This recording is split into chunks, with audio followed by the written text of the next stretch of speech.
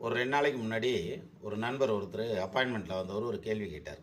அதாவது என்னுடைய ஜாதகத்தின்படி எனக்கு வந்து பத்திரங்கள், டாக்குமெண்ட்டுங்கள், ஷூரிட்டி பாண்டெல்லாம் இருக்கு இல்லையா? இது மாதிரியான விஷயங்கள். அதாவது டாக்குமெண்ட் சம்மந்தப்பட்ட வகையில், பத்திரம் சம்மந்தப்பட்ட வகையில் எனக்கு பிரச்சனை வர்றதுக்கு வாய்ப்பு இருக்கா சார்? அப்படின்னு ரொம்ப கவலையோட ஒரு கேள்வியை கேட்டார். அப்போது எப்படி சார் இப்படி கேட்குறீங்க அப்படின்னு கேட்டதுக்கு அவருக்கான பதில் என்ன அப்படின்னா, புதன் கேது சேர்ந்திருந்தா டாக்குமெண்ட் சம்மந்தப்பட்ட வகையில், பத்திரங்கள் சம்மந்தப்பட்ட வகையில் பிரச்சனைகள் வரும் அப்படின்னு ஜோதிடத்தில் படித்தேன் சார். நான் ஒரு ஜோதிட ஆர்வலர் அப்படின்னு சொல்லி சொன்னார்.